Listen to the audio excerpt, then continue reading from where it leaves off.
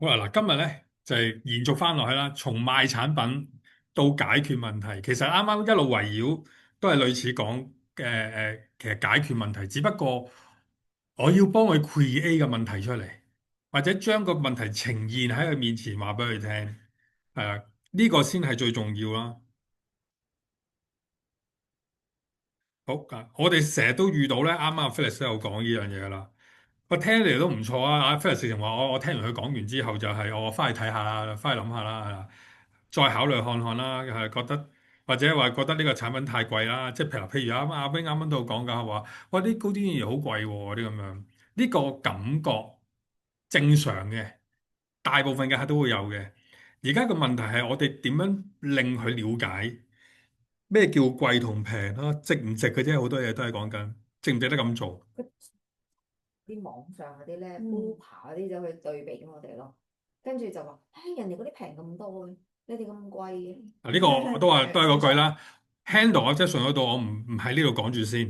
嗰個係下一個啦。事實上係嘅，會嘅，係啊。只不過你有 handle objection，其實某程度上除咗知識豐富之外，你係要知佢個人嘅價值觀啊、一啲性格啊、各樣嘢去拍落去嘅。所以唔係一個咁簡單一樣嘢啦。但係只不過前期有啲資料你有嘅，你咪易啲咯。因為佢唔會自打嘴巴咁解啫嘛，係啊，所以為什麼我哋客戶覺得你係推銷而唔係幫佢咧？因為佢唔覺得你了解完佢一啲嘢，而話俾佢聽，其實呢樣嘢唔係貴，係啦。即係如果我啦又用翻啱啱阿 Wing 你講個 case，如果你話佢老公又有筆錢留攞俾佢擺喺度嘅基金，剩翻個嚿錢，都有百幾萬港紙，你買個係咪真係買個專鋭咧？唔知，即係鋭選咧，sorry。定係我真係會問佢嗱，買咩 pen 唔係最重要，最重要係有事嗰一刻，你係咪肯定唔介意住大房先？如果係就得㗎啦。你記住喎，我曾經提過你喎，你唔好去到有事嗰陣時候，唔好意思啊，我真係想住二等房得唔得啊？我好怕隔離嘈啊啲咁樣，係啊，你記住千祈唔可以，係啊，我寧願會咁樣帶佢咯，就係因為我遇好多客就係咁啊嘛，俾梗係要平啦，係咪？聽嗰陣時就話點解你公司咁麻煩啊？啲咁樣啊嘛，係咪係咁嘅呢個世界？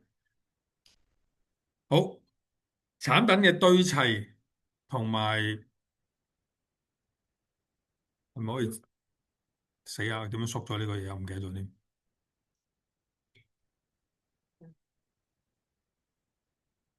你撳住更多嘅時候拉佢，OK，係咯，但係好似得唔緊要啊，就咁啊。好，產品堆砌一定係解決問題啦。嗱，由出發點、組織、溝通、客戶感受呢幾樣，我又唔慢慢講啦。你係要真係喺佢嘅角度認知咗佢之後，再話俾佢聽嘅。我哋真係要幫佢解決佢個佢最介意嗰樣嘢，佢個目標。嗱，我啱啱都想講，就算有啲客買 saving plan，我可能最後尾話俾佢聽，你冇人俾，直情可以捐咯。係啊，你知唔知有能力去到走嗰一刻捐錢都係一個福氣嚟㗎？係啊，有剩喎，大哥，係咪？咁呢個福氣係點嚟啊？我唔知啊，可能你前世積落又唔定，你祖先積落又唔定，係啦。但係你會唔會走嘅時候都繼續積福咯？係咁啊，而家個分析佢嘅情況啦，個缺口啦，係啊，有啲咩策略啦？策略就係我啱啱講，喂，咁你退休，你係咪所有嘢都擺喺啲高風險嘅地方咧？定係有啲唔係咁擺咧？譬如我啱啱講，有啲人話要買樓穩陣啲嘅，咁你揸住10層樓有事，咁你變現能力係點咧？呢啲就係財務嘅策略啦，係啦，醫病嘅策略嘅。即係譬如我啱啱會講啊，我斯文我講，我答落去咁，我政府都係7萬幾嘅，你冇錯，你而家講嗰個係我哋負擔到嘅金額。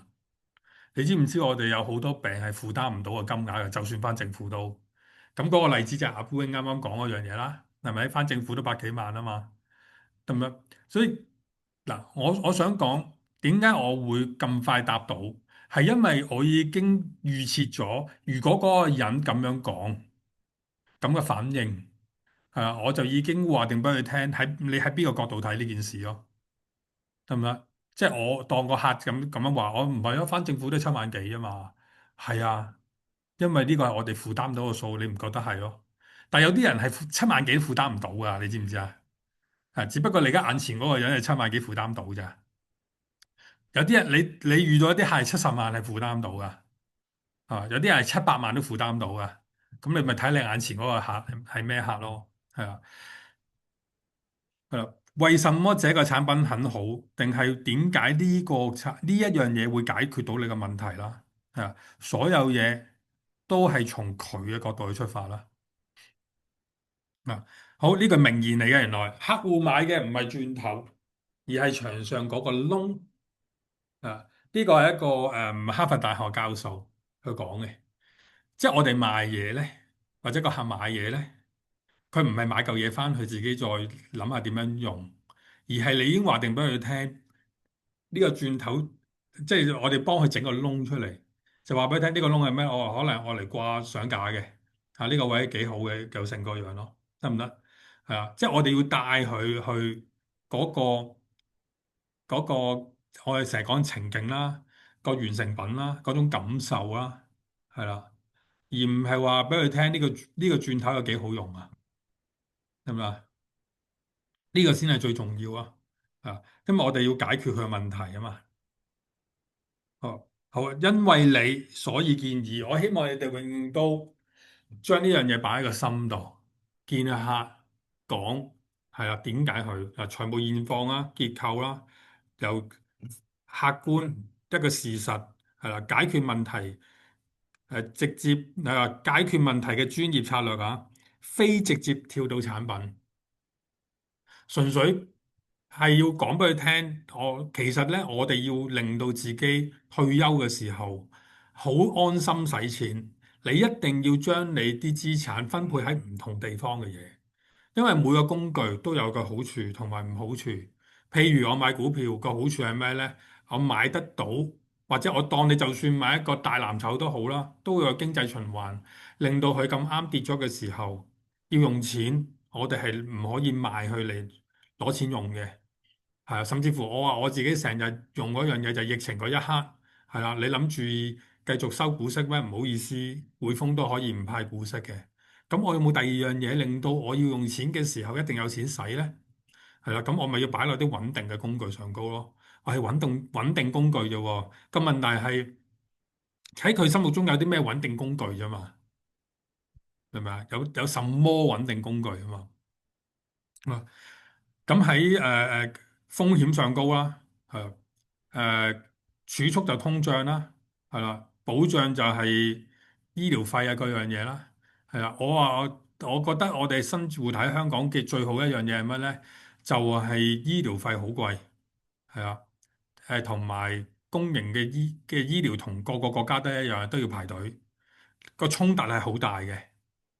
咁所以我哋嘅對比可以講得好犀利嘅，但係有啲地區唔係嘅，係啊，咁所以你要好好運用一樣嘢咯，就係佢個感受啊，去到有病嗰一刻個感受，係啊，咁所以點解我啱啱講阿耀嗰個 case 就係講，如果個客話我返政府啦，我都真係會問佢，你覺得政府係真係幫到你啊，定係點咧？即係我一定會問佢嘅原因係，你要知佢嘅感受係啲乜嘅。我真係有啲客係好好彩啊！我講真係有啲客好彩，但係我都會同佢講，有幾多個咁好彩，係有幾多個係咁好彩咧？係啊，我唔見好多咯。啊，渴望達成嘅生活目標、退休教育傳承呢3樣嘢就肯定噶啦。係啦，個問題就係安全感同個達成率。嗱，我哋以前成日都講啦，讀書去到嗰一刻一定要有嚿錢啊嘛。阿耀啱啱所講就見到啊、睇到啊、摸到啊，係咪？係啊，即係起碼但係我哋講退休都有機會褪遲，讀書係冇得褪遲噶嘛。而我哋點樣肯定去到個小朋友去到讀書嗰一刻，我哋一定有嚿錢俾咧？係啊，就係儲蓄計劃係其中之一。第二樣嘢咧，我都喺呢度再提俾大家，我哋有 PB 可以買嘅。PB 係咩咧？Pay a benefit，即係供錢嗰個人，萬一供下張單死咗，保險公司係會幫佢儲埋呢筆錢。點解而家好少講呢樣嘢咧？因為我哋買呢單係5年，但係以前我哋買呢單咧係10年、15年，就真係我試過有一個客供下張單死咗嘅，係堅嘅。交到幾時咧？交到佢張單一日供完，一日交到小朋友25歲。而家少啲講係因為我哋買呢單5年啦，值唔值得買呢樣嘢咧？就睇下嗰個保額，即係個供款額同埋個保費有幾大咯。咁而家通常唔賣嘅原因就係因為個保費都唔係平嘅，即係你可能我舉個例啊，你用緊100蚊去保1000蚊嘅嘢啦，即係嗰100蚊就我俾個保費，我有時死鬼咗，保險公司就幫我供1000啦，咁解嘅。嗰啲唔係已經 embed 咗呢一樣嘢啊？OYS 係嗰個 plan 啫嘛，而家講儲蓄個小朋友去到嗰一刻讀書有嚿錢喎。唔係，即係你講緊個 payers 嗰個 protection 啊嘛。好嗱，呢個講緊係咩咧？退休教育傳承，點樣有安全感同達成率？達成我一定到啊，一定到。而我哋而家經常講嘅 saving plan 好穩定，去到嗰一刻你會見到呢嚿數出現。咁如果我供咗3年之後死咗，呢嚿錢會唔會出現啊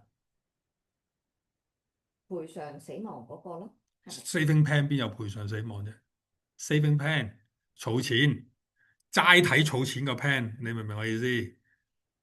每年我當我儲緊10萬蚊美金，你試下睇下張單，我儲3年，唔儲會點？但係我見到佢未有個退還，即你係睇下張另外五年嘅單，儲3年，唔儲張單會點？你知唔知3年唔儲張單會點㗎？係我錯咗，你講嗰個係3年嘅時候死咗，嚿錢會賠翻出嚟。身故賠償我講嗰樣嘢係佢就算死咗，張單都唔會斷，因為保險公司會幫佢繼續供埋嗰2年。你個受保人係細路仔啊嘛，我係 payer 啊嘛。如果我交錢嗰個唔係受保人咧，保險人保障。係啊，你明唔明我意思啊？付款人嗰個死咗，受保人嗰個都係個小朋友啊。咁付款人都冇錢俾，個受保人都唔會有錢俾㗎，張單咪斷供啊。咁斷供之後3年張單咪零啊，唔係零一個少少啊。嗯係唔係呀？都話我係付款人，我唔係受保人咯。所以點都冇。係啊，我係付款人，我唔係受保人。小朋友，小朋友教育啊，我講緊，如果我要儲錢俾小朋友，俾佢將來讀書，而個受保人根本就係個小朋友嚟嘅，我係俾緊錢嗰個人死咗，冇人供張單啊，張單咪會斷啦，明唔明？明唔明？個 policy holder 就俾錢嗰個。係啊跟住，pay a benefit 啊嘛，俾錢嗰個人，OK，好啦，嗱呢個之後再講啦。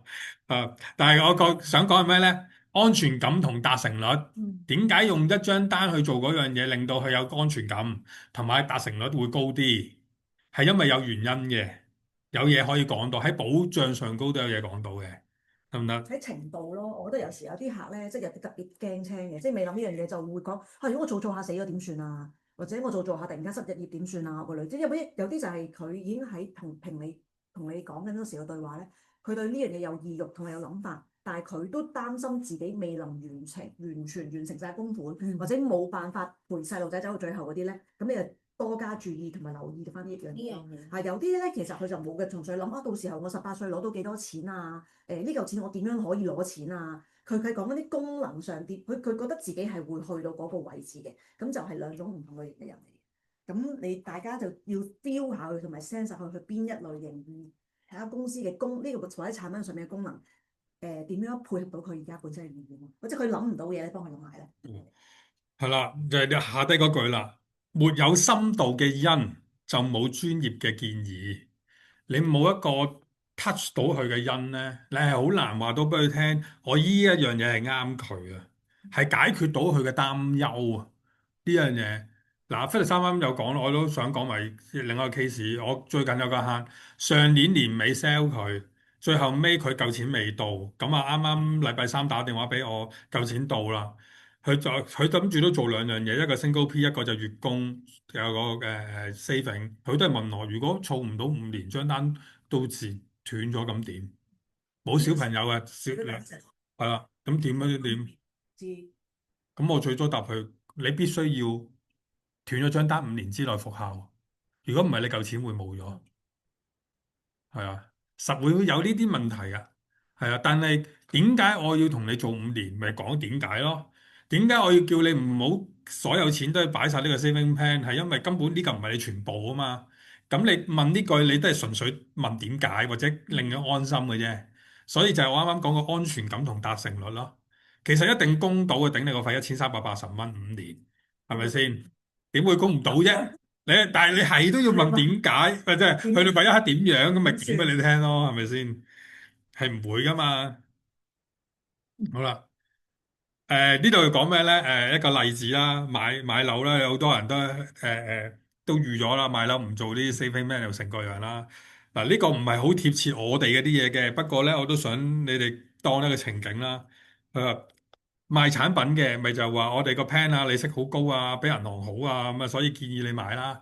係啊，咁嗱，要啱啱嗰樣都幾好嘅。我哋唔係計厘數，我哋睇倍數啊。啊，呢句都可以用佢應該代，斷開嘅，我覺係啊得，因為佢好不變不驚。我覺得阿耀頭先嘅諗法咧，就係其實係啊佢好明顯係俾人 drill 過呢一類型嘅嘢，所以一有咧佢答問題而家都幾穩陣，不過就略嫌冇乜情感嘅，我覺得佢就有啊，去到嗰陣時，佢即係嗰刻唔係對在面情感，即係我哋唔係真實嘅李小姐，即係我李小姐就會有情感。唔得，你下次要用你真實，因為點解咧？我驚你有略嫌浮誇咧，就係係比我更浮誇。仲有成件事 OK 嘅，係啦。啊，嗱呢度啊，因為你明年下年買樓，嗱事實上有嘅，啲客打電話嚟問我，喂我咧有啲錢去儲，不過咧我諗住下年會做乜嚇？我直情同佢講，咁啊你有啲錢就唔好做咯，你不如諗下你呢嚿錢以外啦，就等於阿 Phyllis 係嘛阿思文你啱啱講阿表弟裝修嗰樣嘢，我唔會 challenge 佢咩就可貴可平啊，又成啊嗰樣啊，其實你個預算因為已經冇講，其實真係啱想講。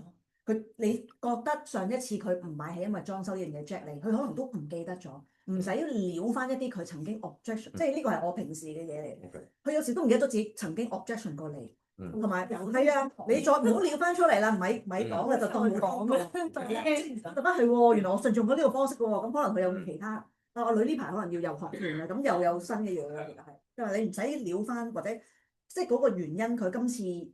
objection 你係同上次完全冇關係，今次一個全新嘅銷售嘅。因為你會跌落個死循環上高係乜咧？你係落唔到去，就算落到去嗰個你預算啊，啱啱講預算，我叫佢哋每人8000，好啦，個問題係咁，我就算講8000啊，我當我自己已經 set 咗8000，我都要話俾佢聽點解係8000咯？點解8000呢個數係啱你咯？但係原來最後尾傾完佢都係辛苦嘅，咪減啲咯。但係你唔會爭好遠啊，因為我有個 point 話俾你聽點解係8000啊嘛。係啊，即係呢個係一個循環嘅嘢嚟嘅。好啦，嗱，最終啊啲，如果你真係同佢分析好有成個樣，個客真係會感受到就係覺得你知佢嘅需求喺邊度，係你而家建議佢嗰樣嘢係幫緊佢，係因為嗱咩叫幫緊佢咧？係我哋大家討論晒所有嘢底下，你都冇第二樣 option 好過而家我所講嗰樣嘢，咪就係幫緊佢咯。等於我話個客賣完標嗰嚿錢，佢有好多嘢可以做㗎，但係最終點解都係放落個 saving plan 度咧？係因為佢清完晒所有嘢，我唔係做到我啱啱嘅效果，就係安全感同埋個達成率都夠高啊！佢都話喂，我買基金又成個樣啊！個問題係你係咪真係可以做到嗰一刻咧？係啦，佢話退休係啦，希望10年後退休，每個月攞5萬蚊嗰啲咁樣。佢話咁你就要用因為佢一啲乜嘢咯？嗱呢度希望10年後有5萬蚊啦，係啦，以目前嘅嗰個配置好保守啦，係因為90成係定存，有好多客都係咁嘅，齋做定存啫嘛。喺個即係通脹嘅情況底下啦。資產購買力將會面臨侵蝕。阿耀啱啱有講過啦，係啦，好難啦。咁而家我哋做嗰樣嘢，點樣幫佢抗通脹啦？好嗱，又係嗰句說話啦。你記住，眼前嘅客，佢認知啲乜，佢就做到啲乜嘅。係啊，你唔可以話喂，我呢個同我客講過啦，個客話同我講話做啲咩好過個 saving plan。我冇話冇呢個情況，係一定有呢個情況嘅。而你要帶佢另一樣嘢就係，如果你買嗰樣嘢就係恒大啦咁樣，恒大當年派幾多息你知唔知啊？雙位數，係啊，雙位數。而家恒大去咗邊啊？即係你明唔明我意思啊？又可以你要同佢講，做緊呢樣嘢，我哋係咪真係可以明聽到尾呢？係啊，定係我一定要做一啲嘢，令到我肯定會做到嗰樣嘢出現呢？就算唔係嘅，我點都係咪有啲渣拿喺度會穩陣啲呢？哦，顧問式係啦，嗰個五個嗱，你哋就算 present 又好，做 PowerPoint 都好，其實你真係要帶佢去成個過程去諗嘅，係啦，確認，首先你真係要確認，誒、聽到個問題先啦。我上次都有講嘅，如果個客去講緊個方向開始又翻轉頭咧，我就唔會再落噶啦。我哋會再去翻，我當佢最簡單啊嘛，醫療啦，講講下，好似啱啱個例子話貴嗰啲先算啦，講講係突然間又會貴，本身就問你想講，講完你之後佢覺得貴啊。係啊都貴。咁個問題係你係咪真係想幾個 point 嘅啫嘛？醫療所有嘢有時喺私家度醫係啦，而另外就係、有事嘅時候有人幫你手咯，如果你咁煲呔嚟同你 cap 穩啊，或者你個 agent 係咪即係你有事嘅時候點樣用啦？一程式可以幫你處理晒所有嘢。同埋最簡單就啱啱講就係而家睇我哋嘅二等房定大房嘅分別啦，係啊，房嗰度對我係咪咁重要咧？係咪真係唔重要咧？咁你咪同佢講嚟講去都係圍繞翻呢啲嘢，因為最搞笑通常我遇到嗰啲咪就係話有冇啲500萬嗰啲我都話，喂我唔使6000咁多咯，500有冇冇啊？係啦，你周圍揾下有冇先啦，唔會最近都有嘅咁啊，就個心係啊我陣間就係見佢，係就係有500萬。係啊。要見咯，呢啲就要係。你話其實已經包含咗喺度㗎啦，因為點解咧？你當頭嗰1000萬係我哋會掂到嘅數啦，你當頭1000萬我哋掂到嘅數啦，尾嗰啲錢咧就係一啲 gimmick 嘅數啦，係啦，因為喺一個客嘅角度越保得多越好㗎啦，或者喺保險公司之間嘅競爭咪越勁越好咯。唔係啊，但係犧牲係新 life 有個500萬，又平過 AIA 個客。我知啊，我梗係明啊，我明啊，咪就話俾你聽點解佢會出到個500萬咯？點解會出一個500萬先？而佢個保費一定會平過我哋咧？就因為500萬呢個數，就等於我啱啱講啦，你咪俾翻我俾 WhatsApp 咯。我嗰客真係親身嗰個人臨尾嗰2年，最後尾用咗2000幾萬啊嘛，用咗2000幾萬，即係所以我話其實保險嗱，我真係咁樣答啲客嘅，我話其實保險公司咧個大數據咧係好清楚，大概每一個人個平均用幾錢嘅。我話點解一個大額醫療佢個保費會平啲？佢 set 個500萬咧，就係因為500萬呢條數都好易掂到嘅啫，所以佢咪可以平啲咯。你明唔明我意思先？佢咪可以平啲咯？嗱，喺客嘅角度，你就係睇我呢一張單，我自己呢一張單。喺保險公司嘅角度係睇個 pool 噶嘛，有幾多成嘅人會掂到呢個數啊嘛？而我又要冒一個，我要封一個風險，就係如果真係有2%嘅人真係掂到呢個數都好，我就 cap 咗500萬喺度，唔會再輸咁多咯。其實賭場嚟嘅咋，保險公司係精算師，喂，馬會請嘅精算師同保險公司請嘅精算師，我話俾你聽係一樣噶，大家都係讀精算嘅咋，係啊，同賭場請個精算師都係一樣嘅咋，都係計開盤，係啊，開盤出嚟。係啊。你而家個 pool 咪就咁多咯，咁你咁我會同我客分析啦，咁我哋睇 percentage 啦，或者睇金額啦，如果 percentage 高咪睇金額咯。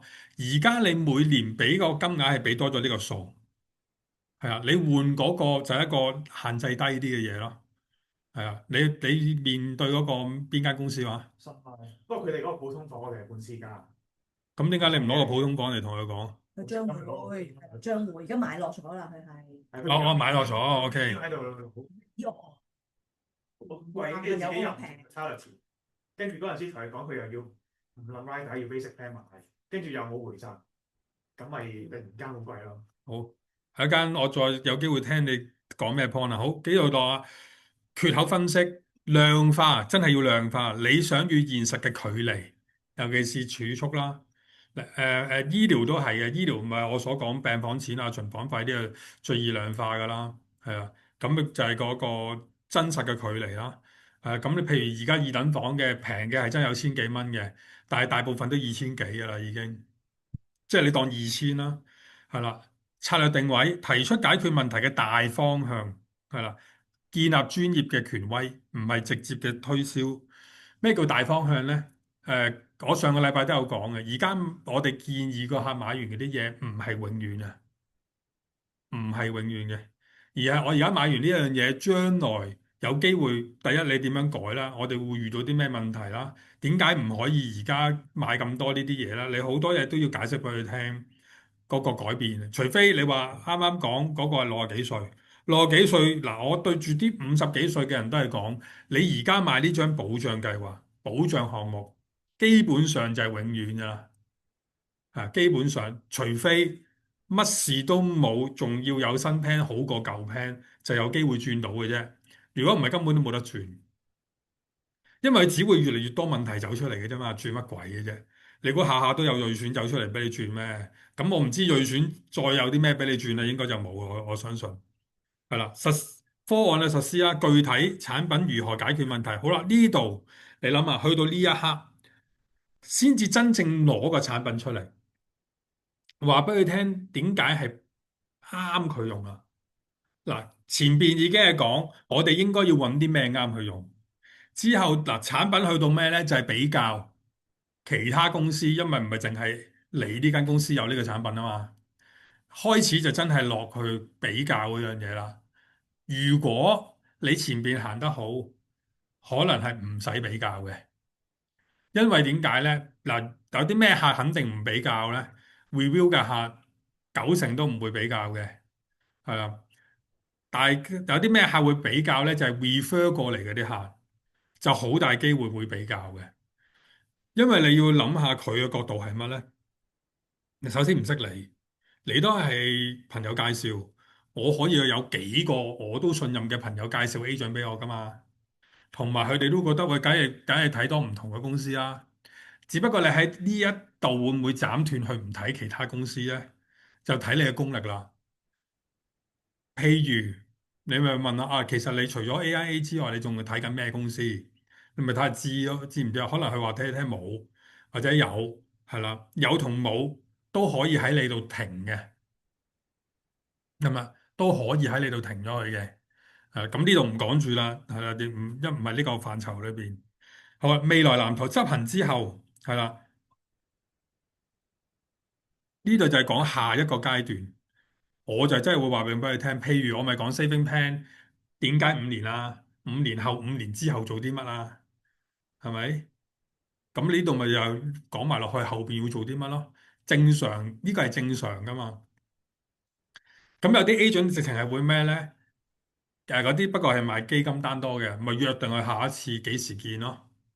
係啊，咁或者你再唔係嘅，你可以講嗱，咁我有時真係會咁樣嘅。嗱，今呢張單我哋就起步先，就供住2000蚊一個月啦。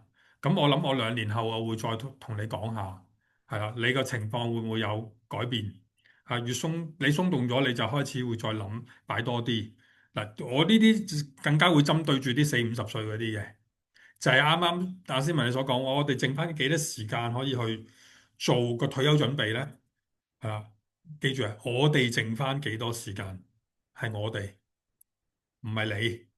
記住唔好嚇到你，係啦，即係啲都係一句啦。總之有啲詞語上高，我好鼓勵你哋自己試下自己做 drawing 啊。做完你錄音，錄完你聽翻，如果你係佢，你覺得聽完舒唔舒服？呢個我覺得你哋要自己試下練嘅，因為事實上係嘅，可能喺度多人講，你會有啲尷尬或者轉唔切又成個樣冇所謂，但係你要進步，你就一定要咁樣做。我聽完自己咁講，我舒唔舒服呢？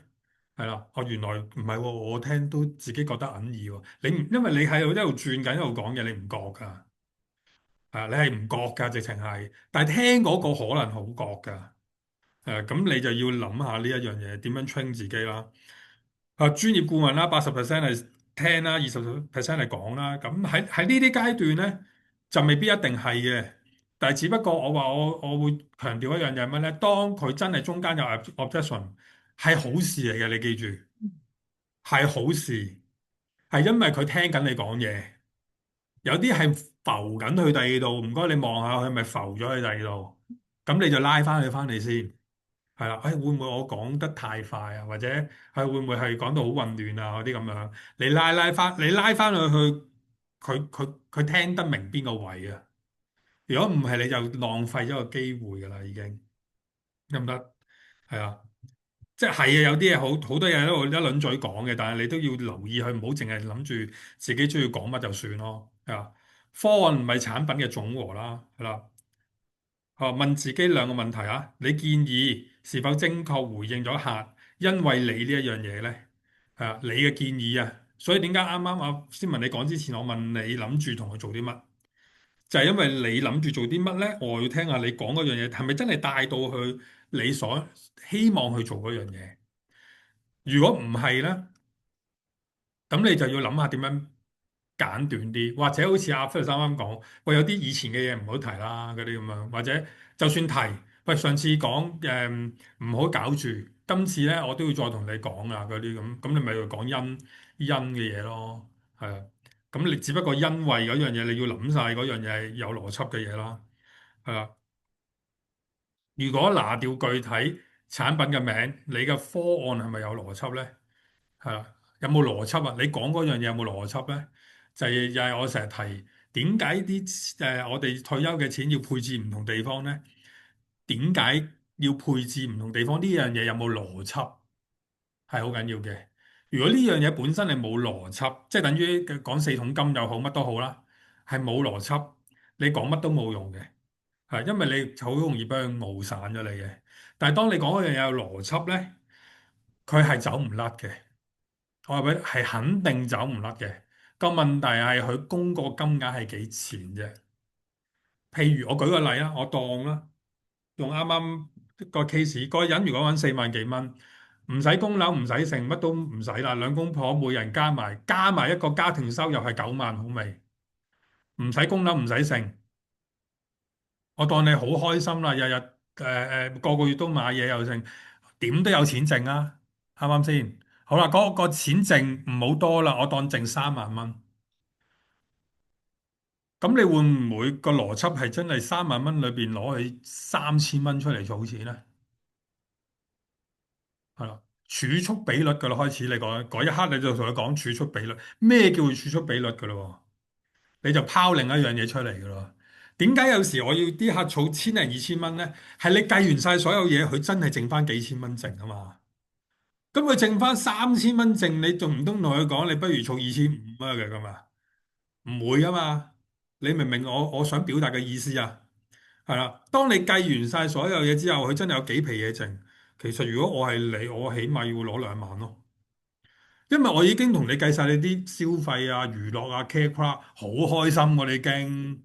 我上次個客真係同佢咁講啊，我佢計晒所有，計埋交稅各樣，剩翻幾錢？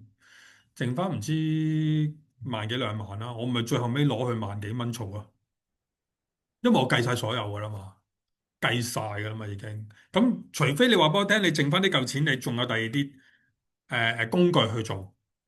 嗱，咁啊第二樣嘢啦。譬如佢問我，喂，我剩翻2萬蚊，咁我2萬蚊係擺5000蚊喺基金啊，15000蚊喺 saving plan 啦，定係15000蚊喺基金啊，定係5000蚊喺 saving plan 咧？咁我就會同佢研究你承受風險同埋你嗰個接受跌市嘅能力有幾強啦。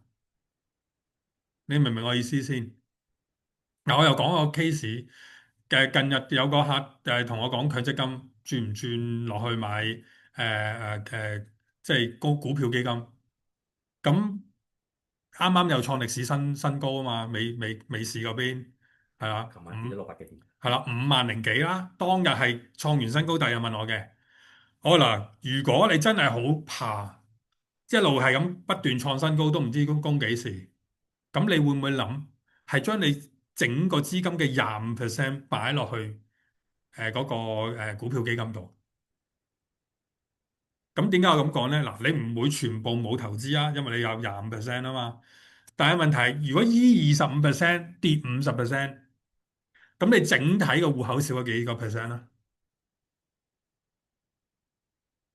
你計唔計到啊？15係咯，成領啫，咁咪唔係好爭好遠咯。咁但係我相信佢點都會升得翻嘅。嗱，但係我叫佢擺落去咩咧？擺落去港股，就唔係擺美股。OK，就係點解咁講咧？而家我今日可能2萬頭啦，嗰日2萬7咁先算啦。2萬7真係跌落去50%，跌落幾多啊？萬幾啊？有冇可能啊？唔會住啊，應該係咪？而家啱啱先至開始牛市啫嘛。咁但係佢理論上一定係會超過2萬7噶嘛之後，你明唔明我意思先？你明唔明咩叫邏輯啊？你明唔明我想講咩叫邏輯啊？我唔會同你做決定嘅，但我同你分析，因為嗰個感受係，喂，我嗰啲咧就擺喺個保本度唔喐嘅話，但係不斷個市又升，係啊，咁點啊？咁樣一樣嘅咋。嘅市場。係啦，永遠都走唔到嘅喎，啲咁樣係啊。但係理論上係咩咧？係一定會回嘅，只不過個回去到幾多嘢係啦。嗰啲係點啊？所以點解成日講邏輯呢樣嘢？咪計數咯，所以佢計數啫嘛。我幫你轉25%，就算跌你又驚跌啊嘛。就算跌，咁你整體係幾多？但係其實你又好想去跌喎，咁你剩翻如果跌咗，你咪仲有75%啊。咁你嗰一刻再 all in 落去都得㗎，明唔明先？其實就係要咁樣去帶個客去諗一啲嘢啊！產品係工具，你記住，我哋賣嗰啲全部都係工具，我哋賣都係鑽頭嚟噶，得唔得啊？鑽頭，但係我哋唔係話俾佢聽呢個鑽頭咁簡單，我哋話俾佢聽，我哋幫你鑽完個窿出嚟之後，你個窿有幾好用？呢個係你哋要記住嘅嘢，得唔得？所以我係點解話你我不斷會同佢講下後邊。其實我哋會遇到啲咩問題？問題要放大、放大、放大。遇到啲咩問題？問題、問題、問題、問題。我而家有啲咩解決方法？係啦，然之後原來我哋係冇正視佢嘅。咁而家我哋亦仲有時間，有啲咩可以幫我哋一齊去正視呢件事，而令到後邊就算有呢啲嘢出現，我哋都唔會有問題。呢個係你要做到嘅效果，係啊。得唔得先？如果你帶唔到去做到呢個效果咧，你係永遠都係嗰啲叫做老鼠拉龜啊，帶唔到啊，直情係。好啊，最後啦，找你一個真係跟進緊嘅客，即係等於阿斯文你啱啱講，你翻去再諗下你嘅表弟，嗯因係啦，因為啲乜，所以我建議你啲乜，但係你記住，係啦，好似阿菲力三分提嗰樣嘢，正面啲。開心啲啊！買保障係唔係話嚇啦？我唔可以講話嚇啦，而係事實我哋有機會跌到落個位啊！你明嘛？我成日同啲客講，最好你用唔着張單，你用得着張單而又覺得張單好抵，你知唔知代表啲乜嘢？你都唔好過嘅，你唔好過噶，係啊！但係你又跳去第二個角度諗下，如果你一路都有能力 keep 住呢張單，而又唔使用得着佢，你又知唔知你過緊一個咩生活啊？過緊一個無災無難、好舒服嘅生活，仲要覺得啲時間過得好快啊！你知唔知啲咩人覺得時間過得最慢呀？有一句說話叫做度日如年啊！你而家係度年如日喎，你唔係開心嘅咩？應該你想度日如年咩？我唔想咯，我做咁多樣嘢都係唔想自己度日如年啫嘛。一個中風嘅人瞓喺張床度係咪度日如年啊？一個冇飯開嘅人每一日都喺度諗緊，我下一餐食啲咩，係咪度日如年啊？係咪？有勇氣嘅可能佢真係自殺死咗噶啦，係啊，明唔明？所以你要帶佢去諗一啲乜嘢咧？係啊，係咪你真係要話俾佢聽，你而家過緊一個咩生活咧？如果佢過緊一個真係度日如年嘅，你就要話俾佢聽，你應該要做啲乜嘢令到你個生活係過時間過得好快咧？係啊，嗱，我唔知你哋覺得快唔快啦。今日係誒死啦！今日咩年啊？今日蛇年啊！啊，sorry，唔係而家禮拜年，立咗春係立咗春係啦。OK，咁勁嘅立咗春啊嘛，同我講。睇睇福歲咯。OK，係啦。好，今日咧係正月初一嘅工作天嘅尾二嗰日㗎啦，已經放完假翻嚟，我約你哋食飯係24號，2月咧得28日嘅啫。OK，好啦，咁問題係開咗版未？係啊，你嘅開版你覺得滿唔滿意？啊，我自己咧就盡量係放假之前達到我最低嘅要求嘅。啊，我最低要求係咩？知唔知啊？五張係啊，Active Cup 啦，我最低要求噶啦。係啊，咁我好彩到咗啦。咁亦都有啲已經話新年後簽啦啲單，但係都係嗰句啦。有啲單咧，你看似好彩啫，但係其實我以前種落嘅種嚟嘅。譬如我咪講話個人打電話嚟，佢真係㗎，會突然間 WhatsApp，你得唔得閒講兩句啊？啲咁樣咁咪我開完會咁咪落去打電話俾佢啦。我以為係問我啲咩 cam 又成啦，再問翻我 saving plan 咯。係啊，然之後就問我就係擺幾錢又成各樣，最後尾佢話俾我聽我有40萬咯。係啊，咁40萬我都同佢講，咁你極其量擺30萬好啦。係啊，咁有10萬你就預做流動資金啦。係啊。咁然之後咪就係問我儲錢每個月係嗰啲單係點嗰啲咁樣咯，係啊，即係我唔我想成日表達係咩咧？你當你種得好多好多好多好多，係啦，你其實會收到呢啲電話嘅，肯定我話俾你知，肯定嘅，因為唔係淨係我呢個 agent 係咁樣，有好多 agent 都係咁樣嘅。但係個問題就係你成個流程係做緊啲乜咯？我今日嘅結果係因為我累積咗可能最少買 saving plan 啦，13年前買第一張單出街啦，即係而家呢啲 saving plan 啦，唔計最舊式嗰啲啦。因為最舊式同而家有最大分別係咩？以前係一個年期就完就攞錢走噶啦，嗰個係第二個 percent 嚟嘅。而家係繼續永續，可以永續落去噶嘛，係第二個 percent 嚟嘅。咁即係我10幾年前開始去賣 saving plan，或者去同人哋講退休，累積到而家啦。咁咪就係有一班客係會記得咁樣做，對佢嚟講係有效果咯。但係都唔係個個㗎，都唔會個個一儲完就話我係咩儲完啦咩，我再做啦啲咁樣。但係我就真係會望到嗰啲客已儲完咯喎，咁咪過去即係見到佢或者聯絡開嘅時候，就再同佢講翻。係啦，喂，你要再開始做啦。咁但係你有冇諗過，點解我好理直氣壯話俾佢聽，佢要再開始做咧？係因為我當日點解要同你 set 5年啊？係有原因噶嘛。我唔想你個壓力大啫，唔係你儲完5年唔使儲啊嘛，得咪先？你種落晒噶啦，啲嘢已經係咪？但係又係嗰句啦，我唔係叫你唔做其他嘢，淨係做 saving plan 啊嘛。